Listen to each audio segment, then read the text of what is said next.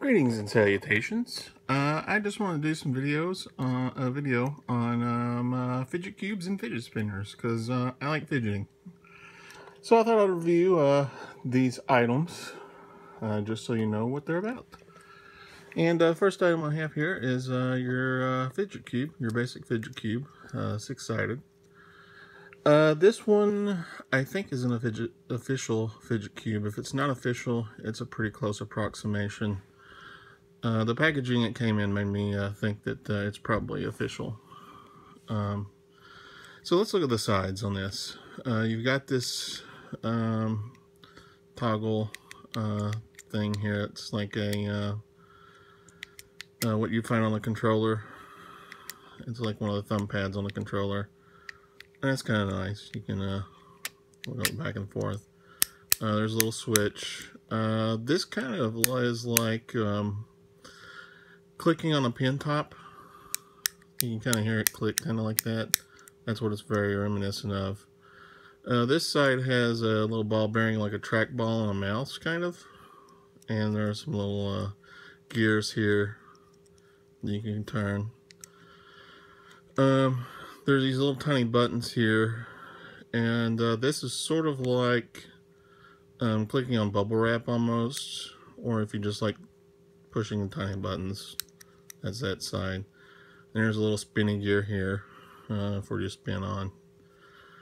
This last side is the one that oddly I found the most satisfying, and this is just a side to rub.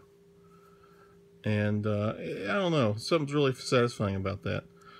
But when you hold this, it's a good size. It feels really nice in your hand, and I like it. All the sides have their own uses. It feels good. If you're a fidgeter, everything on here, you'll find something with that's adequate. It feels good. It's good. Stay there. This one is a $5 copy, and it's okay. This feels good. The little control thing on the top clicks in. This one doesn't, and that's the only reason this might be a knockoff, is it doesn't click in. I think the original ones do. This is really close though, and that's pretty high quality. This one clicks in, but it doesn't really go back and forth very easy. This switch is very sticky. Doesn't feel great. This actually feels a little bit better, oddly enough. Gears are really hard to do. They don't feel well. These actually are a little more clicky. I'm sure you can hear that. This is wholly unsatisfying. It's almost flat. Don't like it. Don't like it at all. And this little guy, I think this one right here, by the way, I think it was called a Futz Cube. I thought that was kind of funny. This little guy is a cheap Chinese knockoff that costs less than $3. I ordered this off Amazon, and it came in a little package that had Chinese writing on it that didn't even have an inner package. It was just a bare package with this floating freely in it. So I'm really surprised this is intact, to be honest. If you look at the size comparison too, I don't know if you can tell that, but this is a lot smaller even. Oddly enough, I like this one a lot better than the $5 one. And this one costs less than $3. It just feels kind of nice. It's a little smaller and you can feel it, and it really feels not great in the hand. I mean, it feels alright in the hand. It's a lot smaller. If you have small hands, I could see that you might like this a little better. A lot more lightweight. You can tell this is definitely a lower quality item. Trackball feels okay. Gears actually feel alright. Oddly enough, the buttons feel okay. This is really hard to turn. This is the only downside. This is not good. Not good at all. Thumb pad, it's alright. Even clicks in. Pretty okay. This could be better. Still alright. Could be better. Oddly enough, this right here, rock solid. So, $3, I'm oddly satisfied with this. If you have an extra like $2.75, and that was even with shipping. So of the three, this you can't go wrong. The cheapest one, oddly enough, was good. So there you go, fidget cubes. One side note on these is there's a 12-sided one that's offered that you can find on like Amazon. I don't have one of those yet, and I don't know if I'll actually get one because you can't find them for under $15. But mostly they're the exact same as these. Only some of the sides have a little more redundancy, and it's got these like bubble things that stick up that you push in to exactly emulate bubble wrap. And it's got like a little rubber band thing you like pull on and snap kind of to yeah, I don't like it. So not high on my list, but these things I find really satisfying. If you're a fidgeter, these cubes are a-okay. Now let's talk about fidget spinners. This is your basic fidget spinner. You've seen people do tricks with them. I just like just going like this. And it's nice to have something in your hand. So what are they?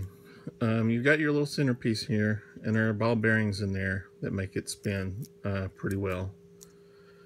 And these little outer circles here are basically balanced weights to make it do its spinny thing. Feels alright. This one was maybe $5 if even. This one's pretty cheap, and it feels pretty good.